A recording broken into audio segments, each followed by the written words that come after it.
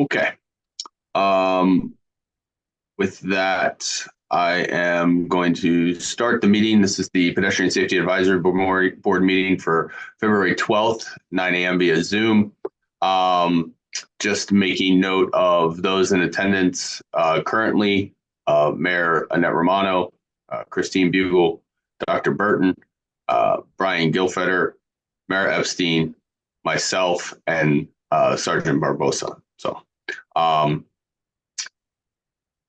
the first order of business for those that were on the board last year is to approve the December December 12th meeting minutes. Can I just get a motion to approve the? I should note that they were revised slightly to indicate Brian Sobelman's comments that he was looking for the data from the speed signs. That was just a slight revision, just letting everybody know that. So with that, can I get a motion to approve the minutes? A motion. Second. I'll second. All in favor? Aye. Okay. Aye. Good. All right. Next order of business is and maybe Mara can help with this, sort of looking at some educational opportunities and events for 2024. I know that there is usually a spring sort of like event, right? Or is that's in April sometime? It's usually the first week in May. That is the walk, bike, and roll event. And so obviously it was on my list of things, but is the township willing to do our third annual poster contest so that, because that's used to promote that within the schools? Yeah, I think that's been great. The last few years worked out nicely. So as long as there's no objection from the group, I think that'd be great. Okay, great. I'll get that set up. But usually we launch it a couple weeks beforehand so that we could have the posters ready for it, and I'll deal with the communications with both the township to promote it and also the district and the individual schools. But it, like I said, it increased, I want to say like tenfold from the first year. So hopefully we'll get a lot of participation again this year, but I'll be happy to organize that and set everything up. Okay. And then, I think that's perfect, Mary. I appreciate that. The other thing perhaps to discuss is whether there's anything that continues to be problematic that we want to educate about. And maybe that's something that we can just, give some thought and provide to the group. But, I know there have been, passing school buses was one last year that we were discussing. Just people actually using the pedestrian activated signals and maybe educating them about how to use them. Heads up in the crosswalks, like making sure people are not looking at their phone while they're crossing the street, which is continuing to be a problem, I think, everywhere, obviously not just here. But so I don't know if there's anything specific that we as a group see or feel or understand that we may want to communicate more about or educate more about. So, or all of those might work too. So I just think I just want to make sure, and I have Maeve from my office listening in, so we can kind of jot down what it is that we want to do and be able to sort of start pushing things out. So, any thoughts on that? I maybe add to that again, continued bike safety, particularly wearing helmets. I walk a lot around the I walk to the middle school, I walk to Washington School, and I do see, we've got to be able to do, we'll be doing that in-house, but even across the district, across town, wearing your helmet when you're riding your bike. Yeah, definitely. Alice, I seem to remember that you had an intern over the summer working on like promotion with general safety. I know you did some of that stuff when school started. Maybe we could send that out again as reminders, because I thought that was really good, that kind of push. Yeah, we have all that information still, so yeah. Intern. Okay. Good. Perfect. Moving on to,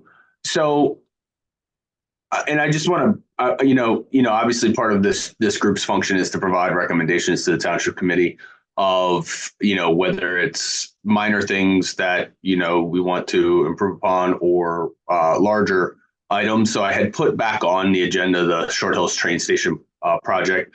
That is one of those ongoing discussions about increased pedestrian safety improvements on the eastbound side of the train station. I think we had done a public information session the beginning of last year or the end of 2022 to discuss these improvements.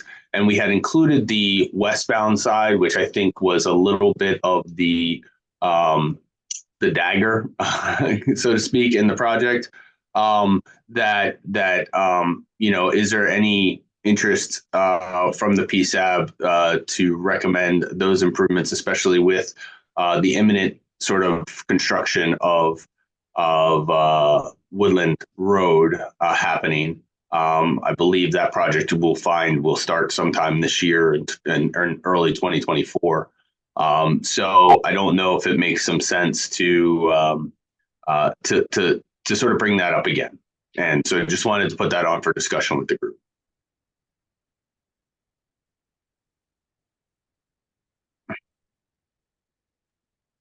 I'm concerned with putting too much on our plate because I feel like the discussions regarding Maine and Essex and turning into a two-way versus one-way is probably going to be a very heavy subject.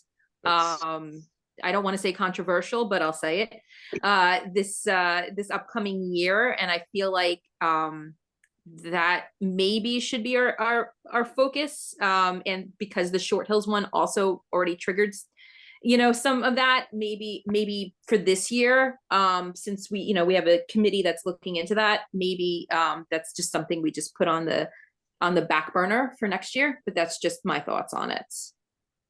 No, I think that's a fair point, Mara. You're right. And so, and it may come to a point where the two-way traffic discussion ceases or continues. And so maybe that can be a point in which this group makes the decision.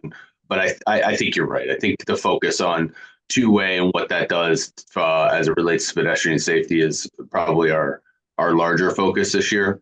Given that that's probably going to be coming.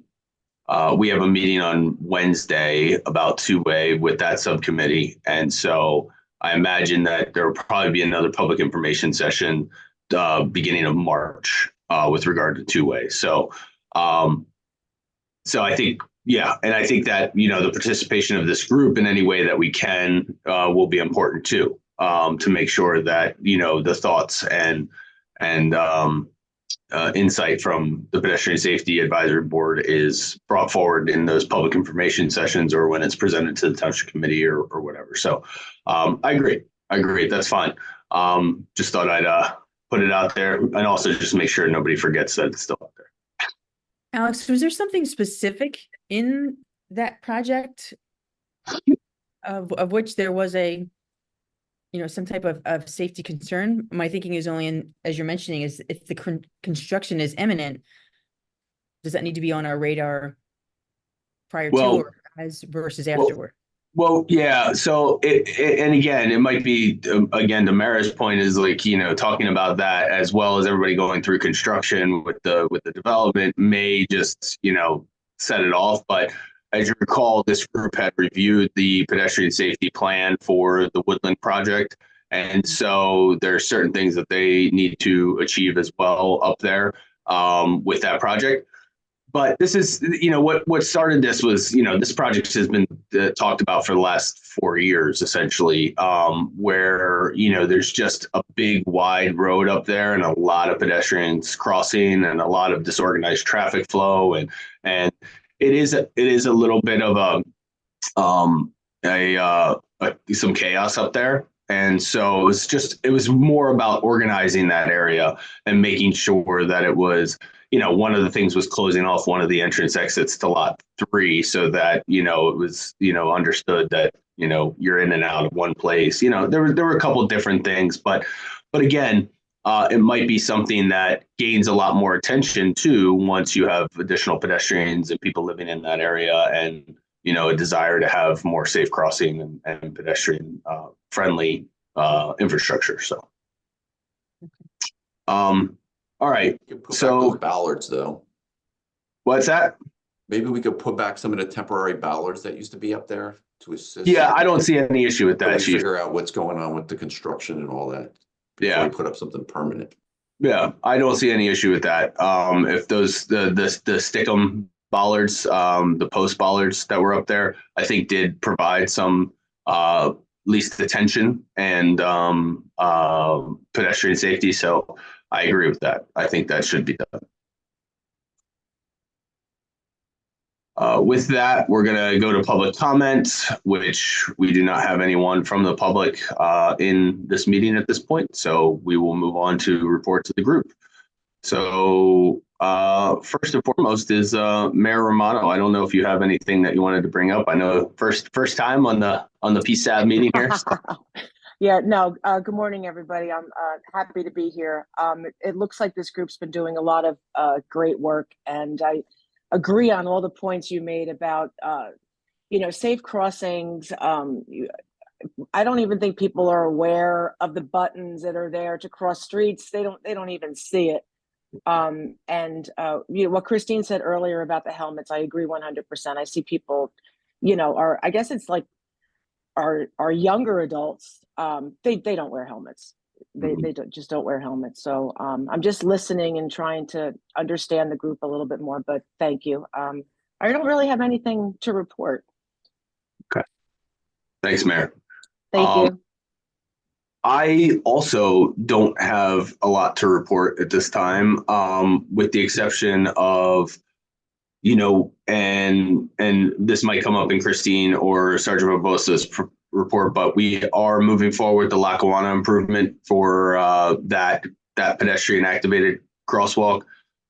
We've authorized the electrical work, which was a small, I think $1,000 sort of piece of work that needed to make sure we understood exactly where all the electricity was flowing in those current beacons, and we're going to replace them with motion activated beacons so that when people are crossing there by the library, between the library and lot 7, that those beacons go off and that there's an advanced warning beacon for prior to the bridge. So it's a pretty hefty project, all in all. We're using a state contract vendor, Garden State Highway Products, that will be doing that. I think the total cost of the improvement is about $22,000. And we are, but it's one of those areas that we have received consistent complaints about, and we have, I think, a real need to provide pedestrian safety there, especially with the amount of people using various lots for Locust Grove or sports fields or the library or the parking deck, whatever it may be, the train station. It's a hub, and I think it's a really positive improvement. So I think we'll be seeing that, and maybe Sergeant Barbosa or Christine can provide some insight into the timeline, but that will be happening this year. As I had reported the last township committee meeting, all of our speed signs as well as our pedestrian activated beacons are in. We will evaluate in terms of the budget this year whether additional signs will be purchased for pedestrian activated signs. But to the mayor's point, maybe what we can do is, start to sort of put together a map of the town where these pedestrian activated beacons are so that people know, and that they can, because when you think about safe routes to schools or to transit, generally speaking, people tend to take whatever is the shortest distance. But I think as a safety group, we should be promoting the fact that people should be seeking out these safer crossings, whether there's a crossing guard or whether there's a pedestrian activated beacon. These are obviously going to be, more safe places to cross. And so, by identifying them and letting people be aware of them, that's important as well.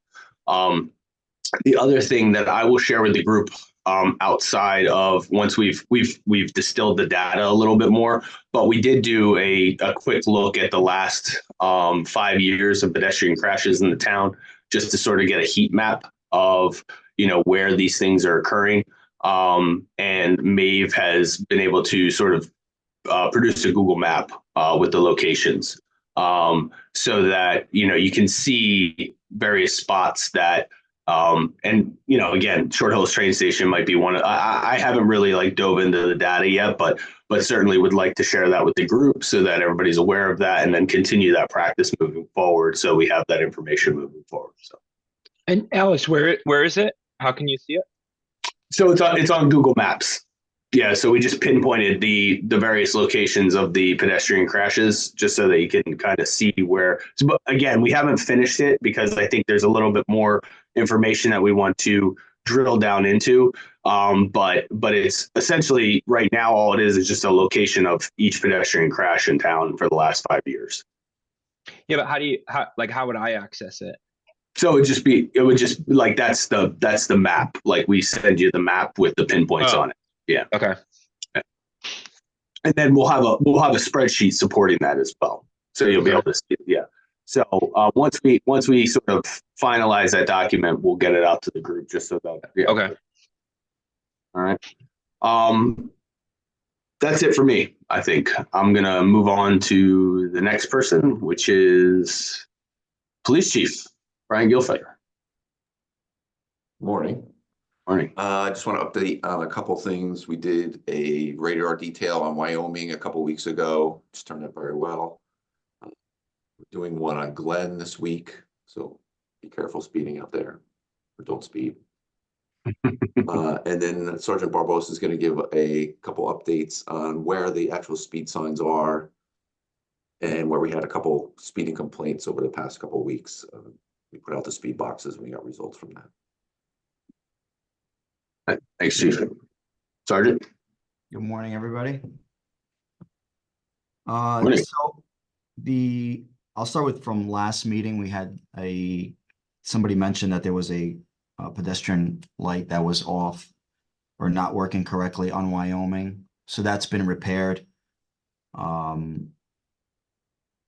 We put up the 5 radar speed signs, and I'll let you all know where they're at. So we have one Hobart near the Station Plaza, Old Short by Hillside, Glen near 164. So that's about midway between the First Aid Squad and Sagamore. Highland across from Christchurch. That one, if you're wondering, well, there was already one there. That one got waffled, so we had to call an audible there and replace it. And Great Hills near Farbrook School. So those are all up, and we expect to, we know it's collecting data. It's just a matter of still sorting out the data and being able to, get it to a point where we can use it. So I expect that we'll be able to do that in the next couple of weeks. As for speeding complaints, we had 3 basically since the last meeting. We had one on Lakeview, Mechanic, and Taylor. All of those came back either at or below the speed limit, which is good. And that's really all I have. Yeah. Just out of curiosity, Sergeant, is when we receive the insurance money for the one that was waffled, then we'll replace that in another location. Yeah, that's the plan. Okay. I don't know how much we're gonna get yet because that one's been there for a while, but Right. I mean, whatever we get, we could certainly put it towards, getting one more and then, figuring out what's the best location for it. Okay.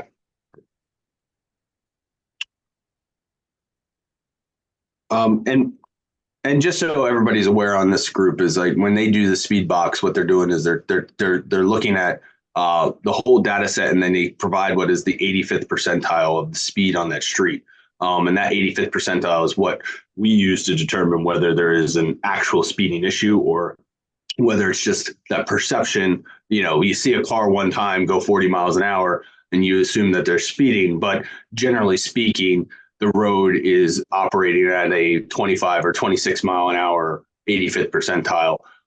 So it's not necessarily, it's a one-off or a perception issue rather than an actual speeding issue. That's correct. Yeah. Next is Dr. Burton.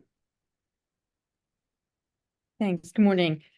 So just a couple of items. I know, Alex, I reached out to you with regard to, I think probably even Mara did as well, regarding the utility work around Washington. Of most concern were the students walking to and from the building and being able to have access to, as well as the timing. We always like to be able to, if they could let us get in the morning, get our buses in, get the students in, and then be able to, by 3 o'clock get wrapped up so that we can get kids out safely as well. Because we have lineup of cars, et cetera, so dismissal and arrival are of, and I know our safety officer out there, Ron, connected with them and just said, just being mindful of, our time here. So I mentioned it to you that allowing arrival and dismissal over at Washington School. Going back to the pedestrian activated beacons around town, we'd be more than happy to include that. Alex, if you give me the map, I'll include that in my superintendent's weekly update. Always like to, again, maybe not after tomorrow, but as this weather's coming in, but as the weather starts warming up, but we always like to be able to give folks information about, safe walking, safe riding, et cetera, et cetera.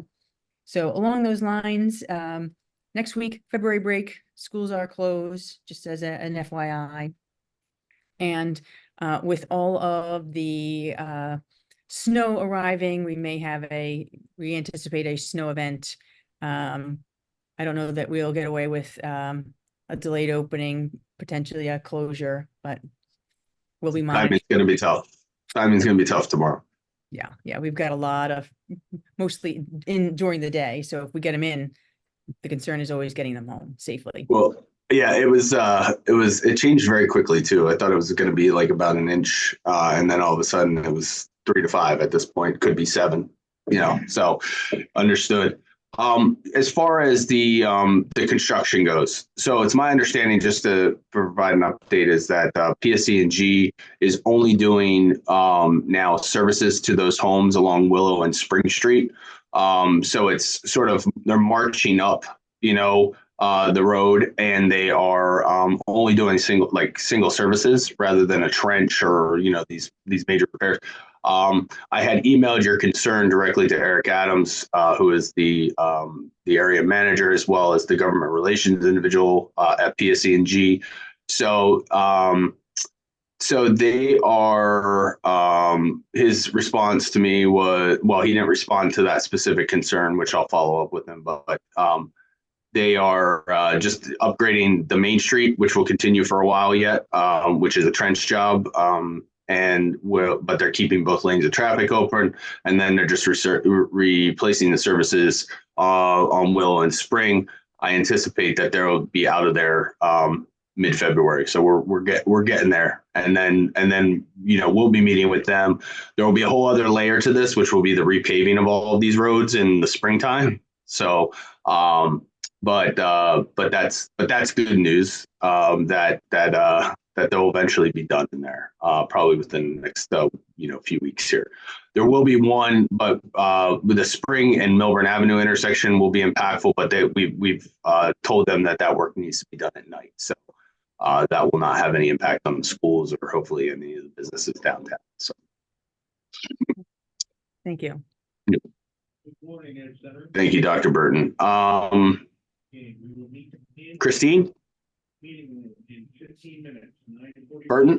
Bugle? Sorry. Yep. Good morning, everyone. I just wanted to give an update on the curb ramp project that we're planning. So we did submit an application in December to Essex County for the Community Development Block Grant.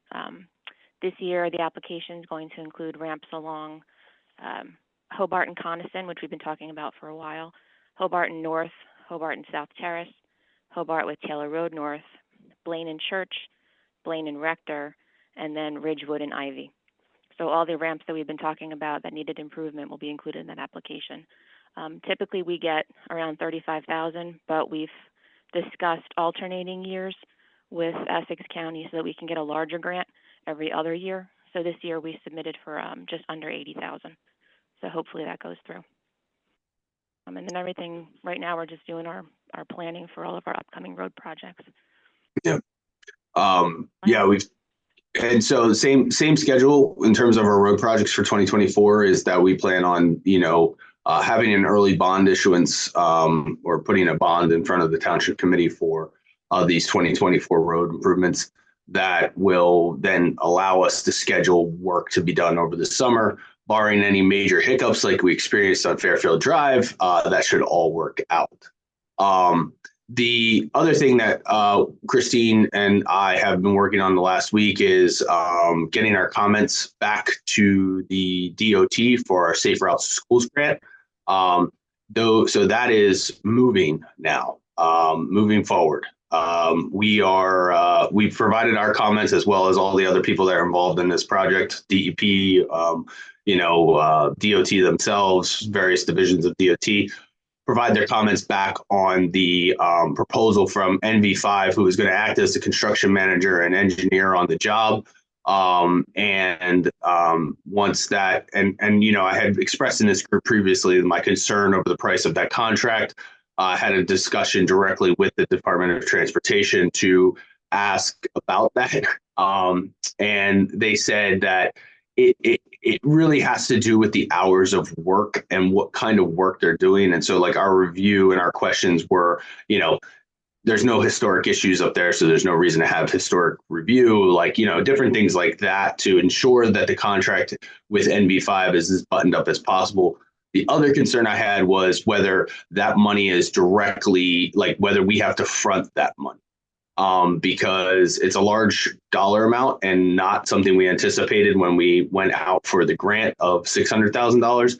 And so it was confirmed to me that that is not the case. It's a whole separate pool of money that they have for these federal grants that what happens is NV5 will bill us, we'll bill the DOT, and the DOT will pay them directly. So there's no sort of upfronting of the money from the township, which puts me at a level of comfort because, again, that was something that we did not anticipate. So that's all moving forward now. So obviously, it'll continue to be slow. It's a federal grant. It's dealing with state departments, but at least their wheels are in motion now, where it was pretty stagnant for a while.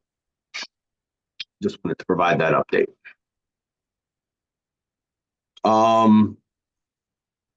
Mara. Hi. Okay, I just wanted to follow up on two things. Christine, we talked about the curb cut list. Are crosswalks also going to be painted at those intersections? I thought we discussed it previously, but I just wanted to confirm those intersections that we discussed where we're putting curb cuts, will crosswalks also be painted?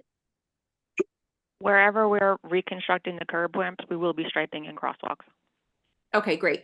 And then also, I know that Wyoming had a couple of requests for crosswalks. If you could just take a look at the PSAB memo and maybe if there's a reason why those are not on the particular list, if it's, because of infrastructure concerns or because of the different reasons, just so that I can give them a response as to why particular intersections might not be appropriate for crosswalks. I would just appreciate that. I know that they highlighted a couple on the PSAB memo, but if you could just address that directly, that would be really great. Okay, on Wyoming's a county right away. So we've had conversations back and forth with the county about adding crosswalks there. I could ask them again to see if they'd be interested. But I think one of the issues that OSIF has when I talk to him about it is that there's other crosswalks you can use that are close by within a block. So he doesn't want to stripe every intersection to be a crossing. Right. No, I completely understand that. Absolutely. And obviously it's going to keep coming up, but I want to let them know that it's something that it has been looked at and this is the reason why. And also with the speed sign, I know they had put in the memo about maybe putting this is your speed closer to the school, because they thought that the one that's near Glen has been very successful in slowing things down, but then people tend to speed back up toward the school. But I guess you guys, I will let them know that you're doing the radar check this week. So we'll probably get a lot of information about that this week. So I will follow up with them on that. Thank you for repairing the Wyoming sign. And also I was confirmed by Hartshorn, all the new signs, no parking signs have been installed. So thank you guys again for that. Deerfield, thank you for moving forward on that. Is there, and I'm saying this as we would potentially have, as I saw this morning, 7 to 10 inches coming. Has there been any kind of progress in thinking of what we can do regarding that continual icing issue? Or is that not something that there's been no solutions proffered as of yet? I will let Christine tackle that one if she has information on it. We're still talking about Troy and Lawrence, that intersection? Yeah. Yep. Yeah. Okay. So when we repaved the intersection, which helped put a crown on Troy, but there was still some water in the street. We added an inlet, which took the water off of Troy. The water that's coming across Lawrence now is groundwater that's leaching out of the properties. So over November and December and January, we had such a significant rain, and then it froze. So that's where we were having the problems. So as long as we have nice dry weather or we have snow, we won't see the icing, and it's also significantly reduced to what was the original problem on Troy.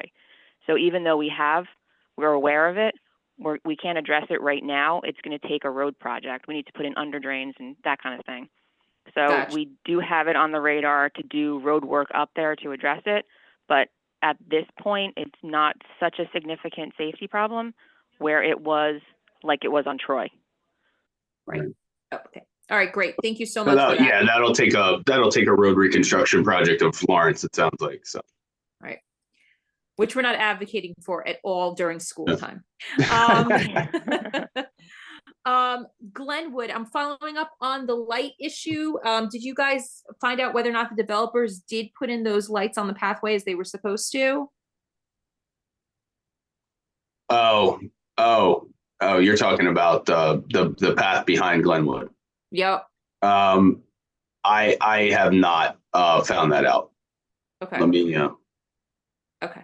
And I think more so find out just to confirm that that's what they had agreed to. Right. Okay. A general issue that seems to come up is that streets are being closed and they're not on the email closure list. And it's causing an issue for pickup drop-offs.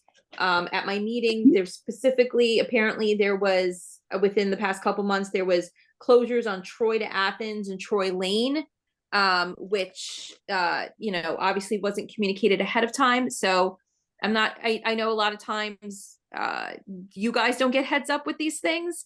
But I just wanted to at least express that there continues to be an ongoing issue where there's street closures without, either the schools or bus transportation knowing. And it's causing issues for, particularly in the morning. I would say it's more of an issue with drop off rather than pickup, but I've gotten complaints on both ends. Okay, appreciate that feedback. One of the things that had come up at a recent township committee meeting, which we are addressing, is the email through the rave system that goes out to people about road closures. But I think that this would have to be something I think that also Sergeant Barbosa takes a look at and sees, what sort of notification we're getting on these types of closures. So appreciate the feedback on that. Absolutely. And then finally, obviously it's January, but I'm already thinking for the crossing guard contract, since it was only 1 year and I know you're doing budgeting. And I would be happy to, if you want me to attend, because there's a lot of new people on the township committee who don't know the history of the crossing guard contracts and why we went outside. And I offer to come and speak to them if anybody has any questions about why we went outside, and that kind of thing when thinking about planning and budgeting for whatever we're going to do regarding the crossing guards for the fall. Yeah, this is a this is an evaluation also that I owe the township committee to show them the the what it could be in house and what the contract is. Look, I've taken a look at the contract too, and I think there are ways to reduce the cost of the contract if that is again ultimately where people want to stay, but then also sort of doing this side-by-side evaluation of what it looks like or what it would look like to bring it back in house. And again, sort of having this still the same goal is that we're not having police officers sort of managing the crossing guards, which I think has offered relief to the traffic bureau and allowed them to sort of focus more on some of these details about whether it's speeding or different things like that. So that is that will be a discussion very soon. And as I said, I still owe the township committee an evaluation of that contract. So yeah. So if you need any help with the history of that, I'm happy to help out. If writing something, or if you need me to come speak to them to explain the history of it, I'm happy to do so. Okay. Thanks, Mayor. Is that everything? I can make up stuff if you'd like. No, please. That's all right. No. I think this group has helped us a lot. I just have to addressing the needs of the school, because I remember where we started, and it was quite a list. And so, obviously I think that goes to your management of issues as well that come forward, but also I think the group being able to address those issues. So absolutely. From where I was 6 years ago coming into this to now, it's light years better. So yeah. All right. And so Jeremy, you're the sole resident on here. So if you have anything to report. Yeah, I just have 4 kind of resident comments. So I'll just share them. I got a comment that pedestrians are walking on Ridgewood and Greenwood between the evening hours, not using the sidewalks. Excuse me. And not wearing any highly visible clothing, which could lead to someone hitting them. I guess a regular driver had reported that, who lives on Greenwood. And then the other thing was saying that it seems like maybe some of the street lights are out, but I said, hey, tell me which one you think is out and we can get that addressed. But so that was one comment. And another comment was, and we've talked about this one before, so I don't think it's that big of a deal, but I'll say it, is that the crossing at Undercliff and Milburn is dangerous. And I think there was some commentary about maybe they'll just remove that crosswalk.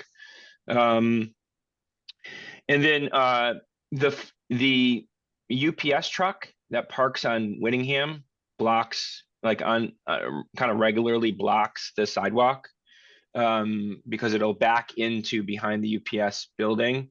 And so if you're a pedestrian walking down Whittingham towards Taylor Park, you have to go out onto the road and back around the truck. That's more common than it should be. Okay. And then I walked across Milburn Avenue at Whittingham, which is our a big crosswalk. I was in the first lane, and there was a car coming in the middle lane, and I kind of was like, okay, are you going to stop or are you going to go? And they stopped kind of hard, and then another car behind him crashed into him. So I think that's still kind of a gamble, that crosswalk, even with the lights that they have there. But that's all I have. Yeah, that is that intersection is a constant thorn in the side. And I think that, and I don't know, obviously don't want to put the police department on the spot, but whether it's code enforcement or the police department being able to just have a quick pop into UPS and let them know that, their trucks should be shouldn't be blocking. I don't know whether they even have the capability of not blocking that sidewalk. So, which then just kind of goes to whole, zoning or planning board issue. But maybe it's just a quick conversation with them to let them know that this has been brought up as an issue, and if there's a way for them to mitigate it, that would be great. So, okay, appreciate that. Appreciate those comments. And again, I think this goes to, your first point goes to the education is like, and we had a resident come, to a meeting once and just say, it's as simple as buying a $10, safety vest and wearing that when you're walking around. And I think that, the non-use of sidewalks, I never really got, but I think it would be beneficial to just remind people to use the sidewalks when they're available, because there's enough places in Melbourne Short Hills that don't have sidewalks that you don't really have a choice. So when you do, you should use them. Yeah, for sure. It was like a COVID thing, like when no one was driving for like those 3 or 4 weeks. Yeah. South Mountain, people were out walking all over the streets, and they wanted to separate. So they, someone would walk on the sidewalk, someone would walk on the road. And, right. Yeah. Okay. All really good points. Appreciate it, Jeremy. I would just tell Jeremy to maybe, let residents know that if there is a situation like the truck in front of UPS, to just give us a call.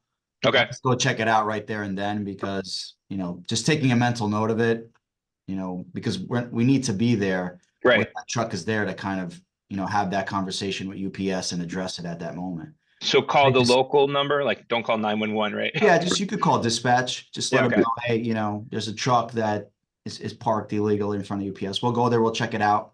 We'll see if it's parked legal or not, and we'll take it from there. Okay. Yeah, 7001. 7001. Okay. Yep. Okay. With that, does anybody have anything else that they would like to speak about? Alex, I do. Yep. Maybe in the fall we can purchase like inexpensive reflectors or something and hand them out to the commuters at night at the train station. Yeah. Just as like a reminder. Yeah. I think, or even like, the things that you can clip on that you can, clip on that flash, like, I bought those for my kids' bikes, right? So like you can push the button and it'll flash while you're walking or biking and things like that. Very relatively inexpensive. Yeah. Yeah. We should definitely look into that. Piece of giveaway. Okay. Perfect. Anything else? All right. Well, thanks everybody. Appreciate your time. Our next meeting is in April. I just wanted to say something. If it's the second week that the schools are off, so we might need if it's the April 8th date, that's when the school spring break is. So we might need to move that. Okay, so it is. Let me just see here. I got April. I think it'll end up. I think it's tax day. I think it'll end up being the 15th. Okay. Yeah. Perfect. It is the 15th. Yeah, I don't have it in my calendar yet, but it will be the April 15th is the next meeting. Okay, great. Thanks. All right. Thanks everybody. Have a good one. Thank you. Have a good day. Thank you. Thanks.